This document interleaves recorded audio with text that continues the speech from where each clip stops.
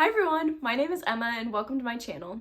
In today's video, I'm going to be sharing about the top 10 books that I read in undergrad as an English major. I'll be sharing with you my favorite books that I read, my thoughts about them, and why I think that you should read them. If you're interested in finding out what my favorite book that I read in undergrad as an English major was, then stick around to the end of the video to find out. Without further ado, let's get started. Alright, so for these books, I'm not going to be going through them in any particular order or like ranking system because I feel like that would just be too hard. I just am going to keep my favorite one for the very end of the video so you can stick around and find out what that one was if you are interested in knowing. The first four that I have on my list, I actually don't have physical books of because I got them through the e-reading program that my school has. So I just have them written down on a sticky note so that I can talk about them with you guys. The first book that I wanted to talk about is One Long River of Song by Brian Doyle. This is a work of creative nonfiction. Brian Doyle, I think, is a pretty popular nonfiction author, and I think this book is pretty popular as well. It's a beautiful collection of shorter nonfiction pieces. There's some that are really short, and I think there's a few longer essays in the book as well. And I actually didn't read this book all the way through. We read different excerpts from it as part of my creative nonfiction class my junior year of college, and so I can't comment on all of the stories that are in the book, and I honestly can't remember like the specific names of the stories that I read, but I'll kind of try and give little snippets of the ones that I like the best and why.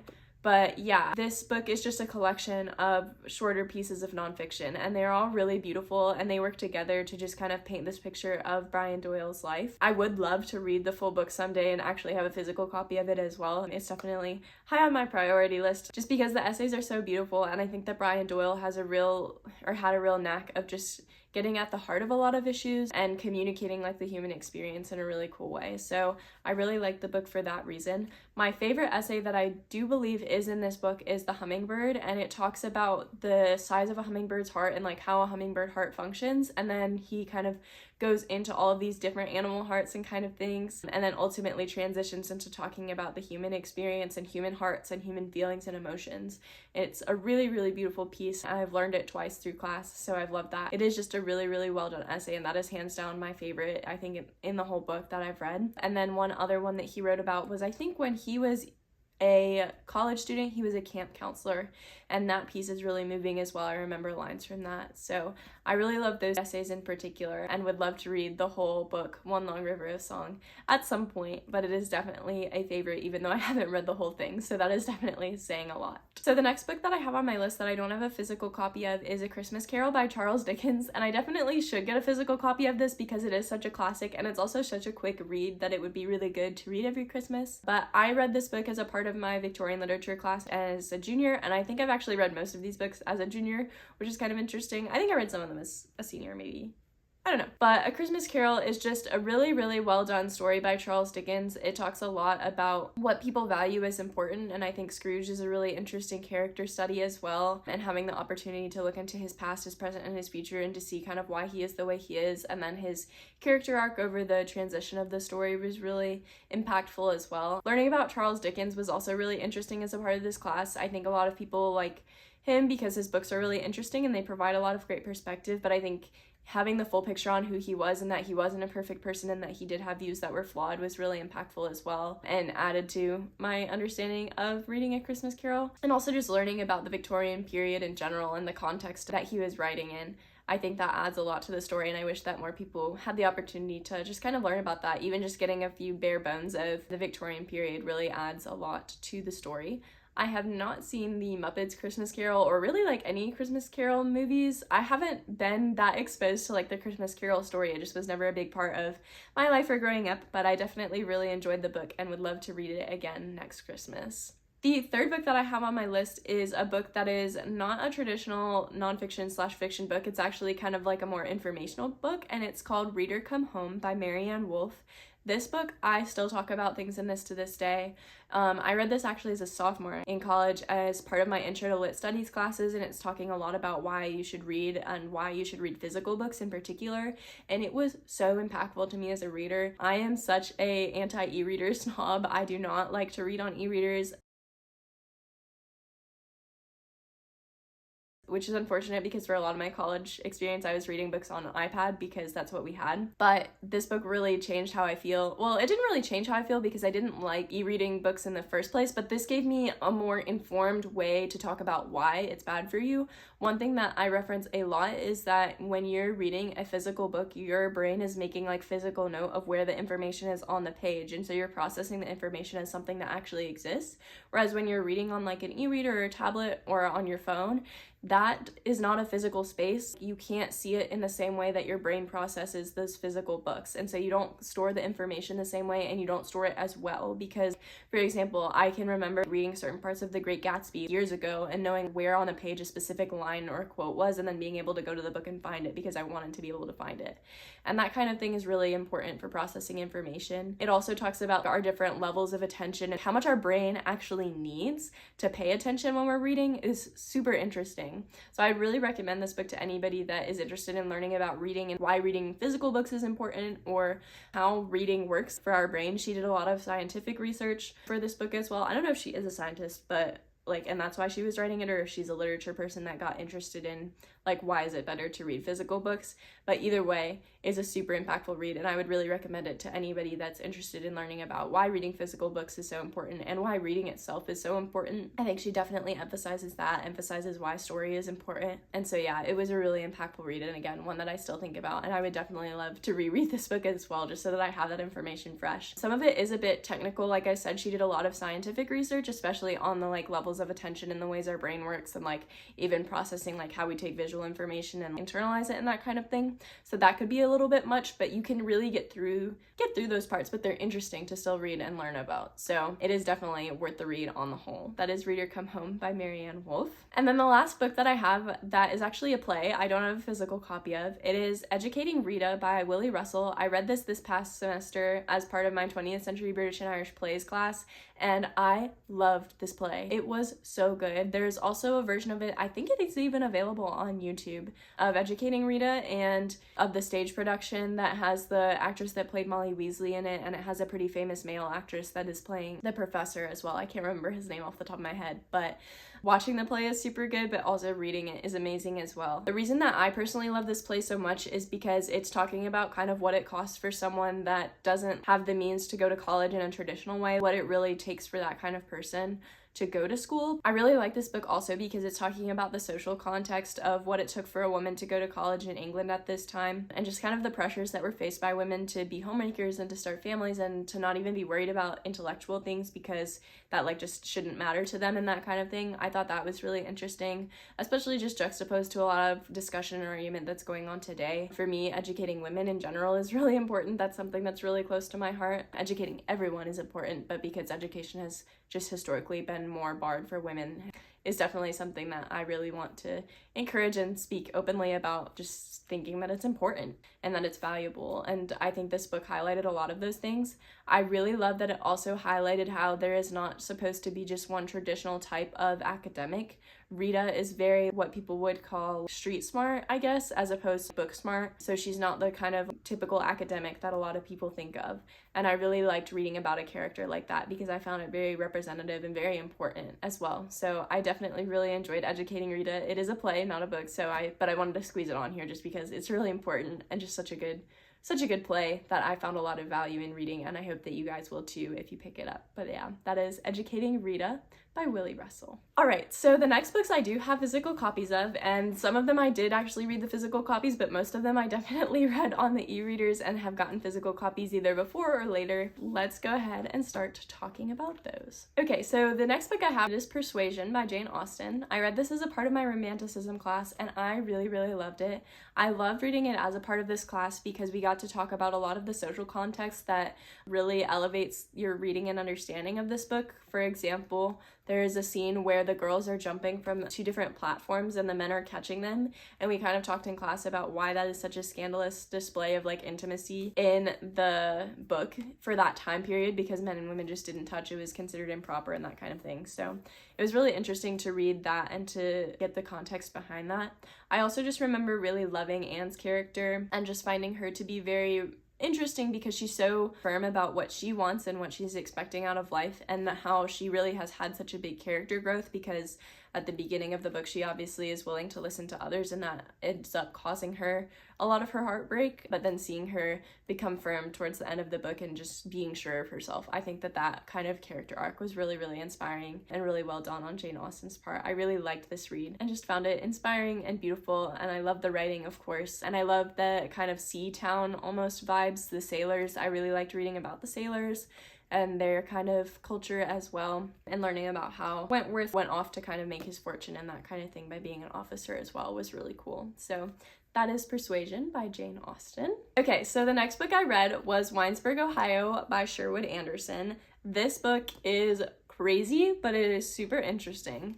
This book is, rather than like a traditional novel with chapters, like it does have chapters, but they're technically all separate short stories, and they work together to kind of create this one portrait of Winesburg, Ohio, which is a town in Ohio, and kind of how a lot of the characters feel while they're living there. It especially follows one character who is kind of ready to escape. He's ready to get out of town, but we kind of see the process of like what it takes for him to leave Winesburg, Ohio, through all of the different characters and learning the history of the town and the history of the people. All of their stories are also really interconnected in a way that's really cool, and I think that that adds a lot to this book as well, because it is supposed to be kind of about a smaller town, and I think in that way it becomes a book that's really good at just showing what it's like to grow up in a small town or to live in a small town, what it's like when things go wrong for you or your family, how other people react to those situations, and just how like everybody's business is everybody's business in towns like these. I thought was really well done and very interesting. I also really like the way that this book handles topics of faith. I think that the characters are very three-dimensional and interesting in those aspects and elements of the story, and I was really just moved by the ways that the characters kind of handle different situations and the ways that some of their faith is really distorted. And I think reading things like that are important too, because it can show you where thought patterns can kind of go wrong. So I found this a really impactful read as well. That is Winesburg, Ohio by Sherwood Anderson. The next book that I have to talk about is Kurt Vonnegut's Cat's Cradle. I wrote one of my essays for my 20th Century American Fiction class on this book, and I love this book. I think I mentioned in my first video, but I love sci-fi, and so being able to read something like this was really awesome just to get to do it, because I would have liked to read this anyways, like outside of class. Honestly, I would have liked to read any of these books outside of class, but one of the things I'm really grateful for having gotten to do in college is just get the background context for a lot of these books, what periods they were being written in, and a lot of the symbolism and imagery and elements and all of that I wouldn't have gotten just reading them on my own. I definitely appreciated that about my college experience, and so I really appreciated that about Cat's Cradle as well. During 20th century America, there's a lot of turmoil, a lot of people not really knowing like what's going on, is the world ending, like who do we believe, what's true, who are people, what do people believe in, all these kinds of themes, and that is kind of explored through this book. I think this book also just explores greed and human desire for power and human desire for importance. I think this book also does a really good job at explaining like why fake religion can be so deadly or detrimental, and like why it's important to really think about the things that you believe in and not just to allow yourself to like be brainwashed, I guess, or to give in to something just because that's what other people are doing. I think that it does a really good job at highlighting those topics, and so it would be a really timely read now, to be honest, just with everything that is going on and with the like way that the world thinks right now. So I really enjoyed reading Cat's Cradle. I enjoyed just a lot of the different topics that the book picked up on and how it handled like how would somebody handle the end of the world and that kind of thing. So that is Cat's Cradle by Kurt Vonnegut. The next book that I have to show you guys is This Side of Paradise by F. Scott Fitzgerald. This book is so interesting that it has made it to my top 10 list. I wrote an essay on it for that class as well, so I got to think about it more, but I remember when I was reading it, like, actually for class, I was like, I really don't know about this. It was really slow to get through at first, and I just didn't know if it was really something that I really liked, or if I was just like, this is just something F. Scott Fitzgerald wrote. But I think the thing that really saved me for this book was the themes that it's talking about. It is talking about a lot of the disillusionment that men faced because of the world wars, and just what it was like to lose literally your classmates, because a lot of people that were enlisting were students who were going because it was patriotic, or just because that was like what people were doing. They were going to war, and so many people lost people because of that. And so this book really touches on that, and that was really impactful to read about, and I think important to read about. I really like reading war books that talk about that, because I think that it's an important thing to think about. Why am I going to serve this country, and what is the cost for people that choose to serve, and that kind of thing. I think it is good for people to choose and to do that if that's what they feel led to do. And so it's just interesting to kind of read about the thoughts of that and what it ends up being like, especially for whole generations of people that was their experience. That was something I saw in All Quiet on the Western Front, which I read on my own. I think I talked about in a video recently. I don't remember if I did or not. Just that idea of losing most of your generation to a war, and then when you come back, what is your life supposed to be like? Who are you supposed to be? Because you left at a turning point in your life rather than when your life was established, so you don't really have anything to like fall back on, I guess, when you come back. And so this book did a really good job at discussing that.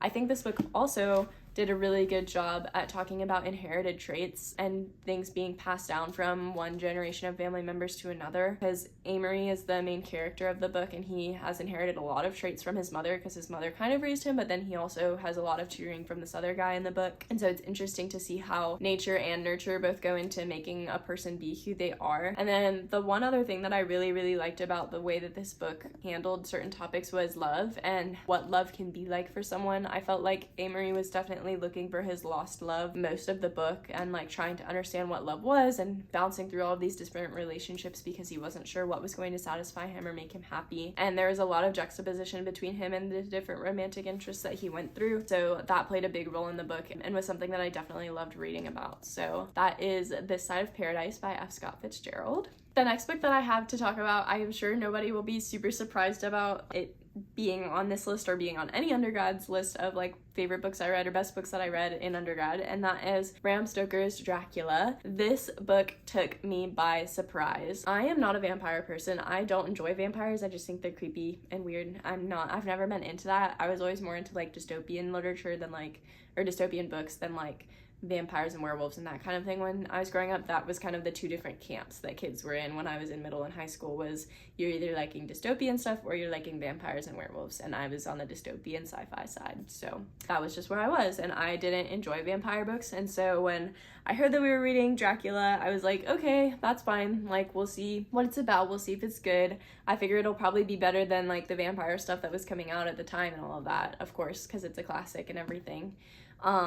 But learning about this and being in Victorian literature, which is where I read it, was the best, because we just got so much of an inside scoop on what went into really making this book what it is, and so much nuance to the text and the elements in the text. One thing that I think is really interesting is that I remember, like one fun fact about the book is it was originally published with a yellow cover, which is what French novels were published in. If you don't know what that means, you can go look it up for yourself, I guess, why we're French novels published with yellow covers, and you'll kind of get the illusion. It was really interesting to learn that, especially when reading the book and thinking about what the book is talking about. It is so interesting how it handles femininity and womanhood and what it means to be a woman in the workforce, because Mina is a woman who is working, who is being a journalist, I believe, and who is also caring for Jonathan, who is like her partner, I guess, before the book starts, and they end up getting married during the course of the book. But it was really interesting to talk about those things in class and read about them. It was also interesting to read and learn about how people were kind of scared of reverse colonization from the foreign nations that like Britain was colonizing, and how that played a big role in the book and in the vampire and Dracula kind of dominating people in England and that kind of thing.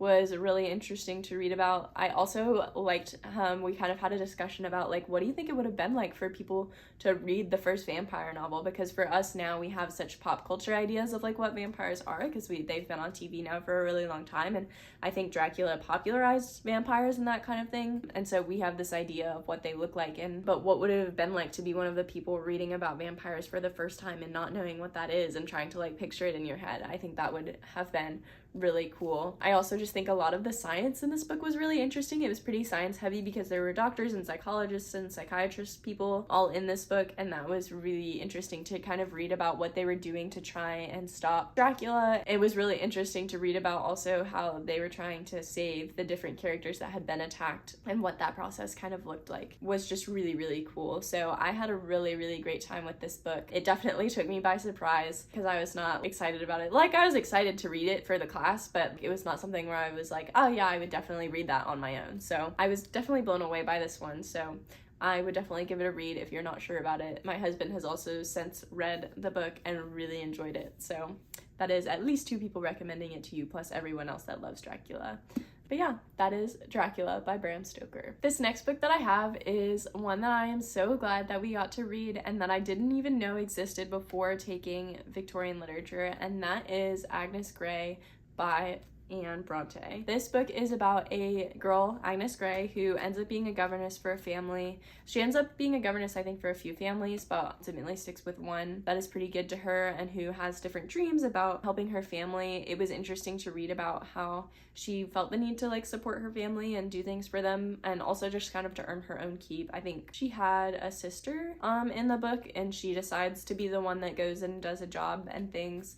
And so that was really cool to read about. It was interesting just to see the different types of families that she got put with as well. But the biggest part of this book, or the biggest thing that I remember from reading it, is the relationship between her and one of the like parishioner pastor people who ends up coming into the town where she's working, and the kind of friendship that they form, and her just kind of dealing with that and her faith, trying to reconcile, like, I really like this guy, but I also love God and I'm supposed to be only devoted to him, and like that kind of thing, and her processing all of that, and like, is it okay for me to feel attracted to a man? I thought that was super interesting to read about, and just to read about her faith as well was really, really, really powerful.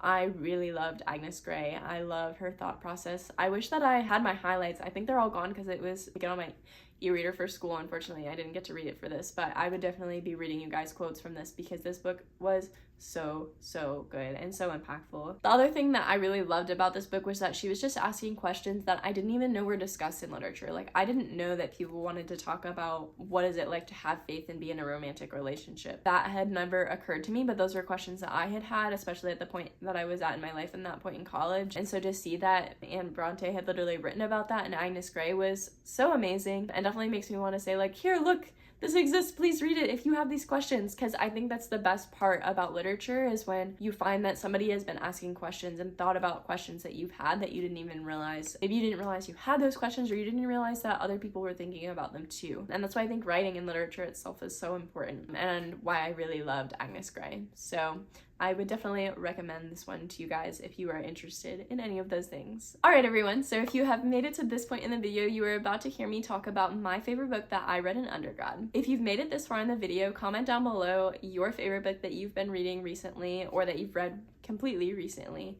And let me know what you're reading. I would love to hear what you guys are reading and any thoughts that you have about it. I would also love to know any thoughts that you have on any of these books. But without further ado, let me share with you guys about my favorite book that I read in undergrad. So my favorite book that I read in undergrad was Frankenstein by Mary Shelley. I had the pleasure of reading this book twice, once for British Literature Foundations and then the second time for Romanticism, about a year apart from each other, and both reading experiences were, first of all, so different, and second of all, super amazing. So I just want to chat about this book for a little bit. I read Frankenstein, the 1818 text, which is different from, there's an 1831 text. That 1831 text has a little bit more of a philosophical conversation going on in it, and it was written again when Mary Shelley was a little bit older, so there's more developed thought and that kind of thing, and revision and all of that. But this is the first version that she wrote when she was a teenager, and I loved reading this. When we read it in British Literature Foundations, we did a lot about talking about, that whole class was kind of about man, God, and monsters, and that was, first of all, such an amazing class to get to take and talk about those different things and how they appear in literature. But it was really amazing to read this book in terms of that, because of Victor and the creature and a lot of the characters in the book, just how they are thinking about what power is and what is life for, and who is responsible for what kind of things, and who should have control over what kind of things. All of that was just such an amazing discussion to be having about these things. My school also put on a production of Frankenstein the first time that we read it when I was in that class, and we got to kind of compare the book versus the play, and that was really cool to be able to do as well. And then when I read it again in Romanticism, we had the opportunity to talk more about the elements of it. So one of the elements that we talked about was it being a framed narrative. My favorite character from Frankenstein is actually Robert Walton, who is the character that is telling the story of Frankenstein, because he has kind of rescued Victor temporarily on his ship from the creature, and they're kind of in the middle of the ocean while Robert Walton is on his own voyage. And so I really like that framed narrative element because it adds a lot to the story and gives a lot of different perspective. It allows us to see both the creature's kind of perspective on some parts of the story and also Victor's perspective on some parts of the story in a way that doesn't also include, like, it's just interesting to see how those stories are juxtaposed, because it would be different if it was like, now we're in the creature's POV and now we're in Victor's POV, which we technically are, but because it's within the frame narrative, we're getting a little bit of Robert Walton's reaction to everything, and that's really cool to see too, because you would have a lot of questions of like, how would I react if somebody told me that they brought a creature to life and now they've like abandoned their creature essentially? Like, what would I do? What would I react? Who would I side with? And we kind of get to see an experiment of that with Robert Walton, which is just amazing. And then we also learned about Bildungsroman, which I think is a journey of the soul story, or like a coming of age story. And so we get to see the creature come of age and how he learns and grows and develops without Victor's aid, because Victor does abandon him. And that's kind of what the story is about, is like, how does the creature come to be who he is? If we were left to our own devices essentially to raise ourselves, what could happen to us? That was just such an amazing discussion to be able to have in class and to learn about those different elements. And so I really, really loved reading Frankenstein and learning about those things. And yeah, it was really cool just to get to read this book twice. I love the characters. I love the quotes from the book as well. Chapter 4 starts with, "It was on a dreary night of November that I beheld the accomplishment of my toils." And it talks about what it was like for Victor to bring things to life. And then one other quote that I really liked is, "Remember that I am thy creature. I ought to be thy Adam, but I am rather the fallen angel, whom thou drivest from joy for no misdeed." And so that's basically the creature saying, like, I should be the apple of your eye. Like, when God made people, he loved people. But when you made me, you abandoned me for nothing that I did, because I didn't do anything wrong, basically. And so it was really, really a great read. I would recommend this to anyone. I would recommend this to you if you are interested in sci-fi, because the science behind it is really interesting. If you're interested in psychology, because obviously the creature psychology is really interesting, but Victor's psychology is also really interesting, just because he has a lot happen with his family pretty early on in the book, and then things happen in the novel as well that kind of impact who he is and what he thinks of the creature and whether he's good or bad and all of that kind of thing. So that is Mary Shelley's Frankenstein, the 1818 text, and I loved it. It was my favorite book of undergrad, and I would recommend it to anyone. All right, everyone, so those are the top 10 books that I read in undergrad. I loved all of these books so much, and I would love to know if you have read any of them, what your thoughts are. I'd love to know if you heard of any new books. Are there books on this list that you hadn't even heard of before that you would potentially be interested in reading now? Let me know in the comments down below, and also let me know what your favorite book that you read in school was. It could be in high school or in undergrad, or at any point. I would just love to know what your favorites are. I thank you so much for listening to my favorites and my opinions, and I hope that you guys have a great week, and I will see you in the next one. Bye!